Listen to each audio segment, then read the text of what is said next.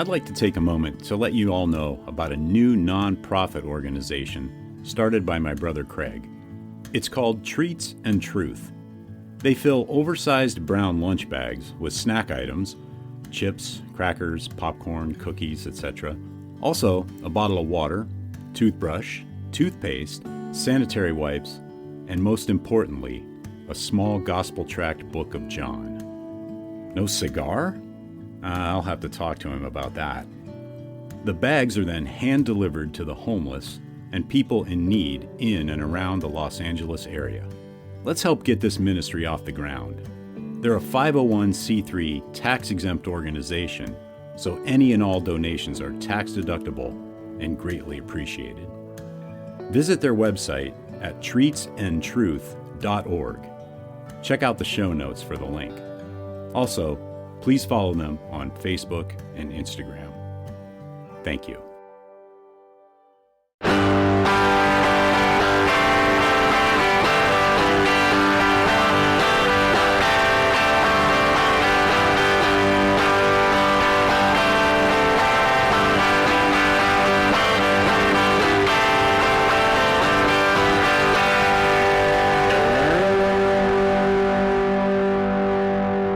Welcome to episode 140 of the Burning Bush podcast, where we share the message of the Bible while enjoying a good cigar.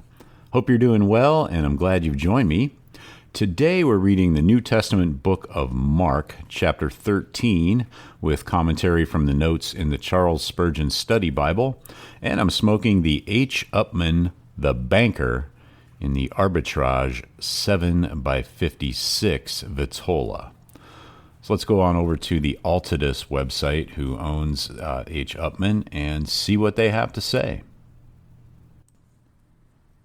Celebrate the richest moments of life with The Banker by H. Upmann.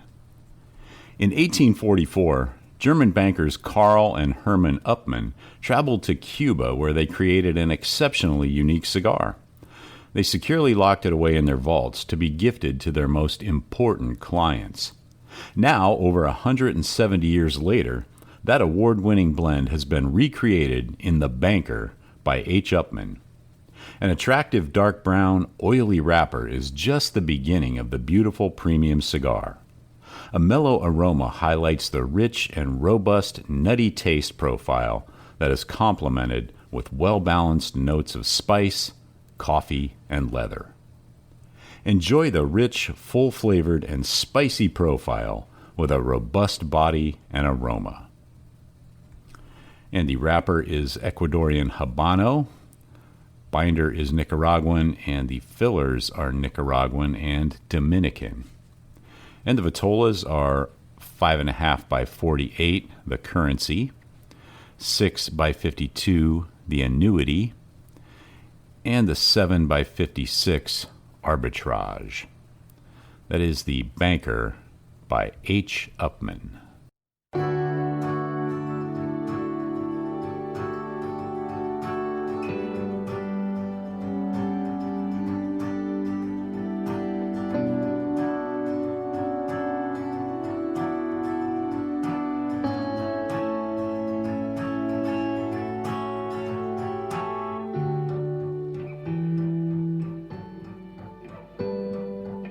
So let's get back into this week's reading of the book of Mark, chapter 13.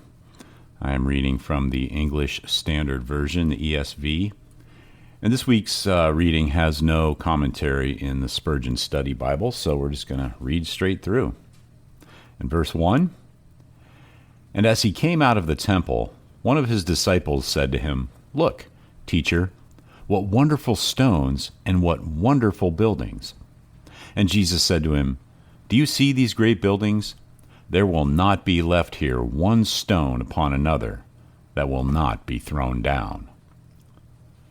And as he sat on the Mount of Olives opposite the temple, Peter and James and John and Andrew asked him privately, 'Tell us, when will these things be, and what will be the sign when all these things are about to be accomplished?' And Jesus began to say to them, 'See that no one leads you astray. Many will come in my name, saying, I am he, and they will lead many astray. And when you hear of wars and rumors of wars, do not be alarmed. This must take place, but the end is not yet. For nation will rise against nation, and kingdom against kingdom. There will be earthquakes in various places. There will be famines.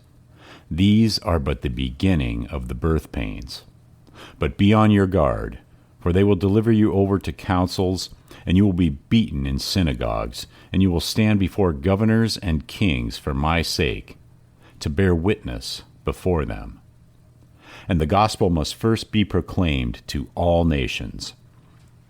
And when they bring you to trial and deliver you over, do not be anxious beforehand what you are to say, but say whatever is given you in that hour, for it is not you who speak, but the Holy Spirit. And brother will deliver brother over to death, and the father his child. And children will rise against parents and have them put to death. And you will be hated by all for my name's sake. But the one who endures to the end will be saved.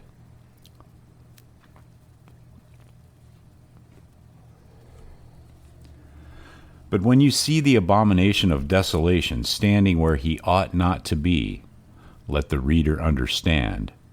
Then let those who are in Judea flee to the mountains. Let the one who is on the housetop not go down, nor enter his house to take anything out, and let the one who is in the field not turn back to take his cloak. And alas for women who are pregnant, and for those who are nursing infants in those days. Pray that it may not happen in winter. For in those days there will be such tribulation as has not been from the beginning of the creation that God created until now, and never will be. And if the Lord had not cut short the days, no human being would be saved. But for the sake of the elect whom he chose, he shortened the days.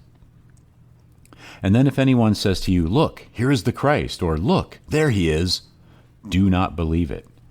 For false Christs and false prophets will arise and perform signs and wonders to lead astray, if possible, the elect. But be on guard. I have told you all things beforehand.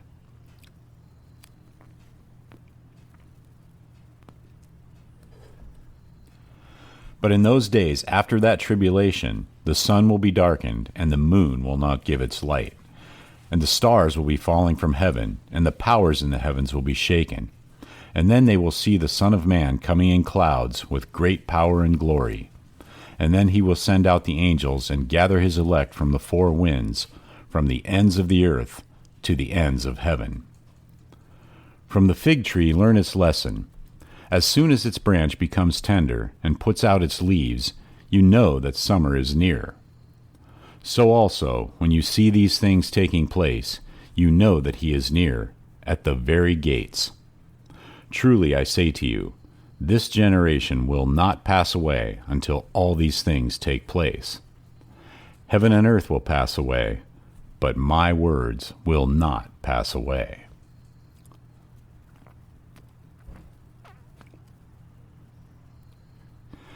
But concerning that day or that hour, no one knows, not even the angels in heaven, nor the Son, but only the Father. Be on guard, keep awake, for you do not know when the time will come. It is like a man going on a journey, when he leaves home and puts his servants in charge, each with his work, and commands the doorkeeper to stay awake. Therefore, stay awake, for you do not know when the master of the house will come, in the evening, or at midnight, or when the rooster crows, or in the morning, lest he come suddenly and find you asleep. And what I say to you, I say to all, stay awake. And that's the end of today's reading in the book of Mark. Be sure to check out the show notes for links to the Charles Spurgeon Study Bible, as well as today's cigar. Also, Groundworks Ministries for daily Bible studies and devotionals.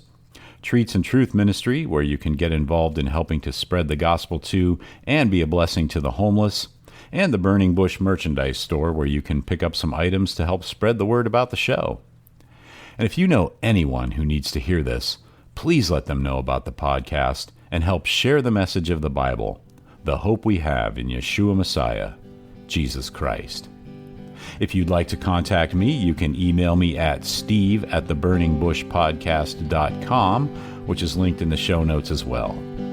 So until next time, have a great day, have a great cigar, and God bless.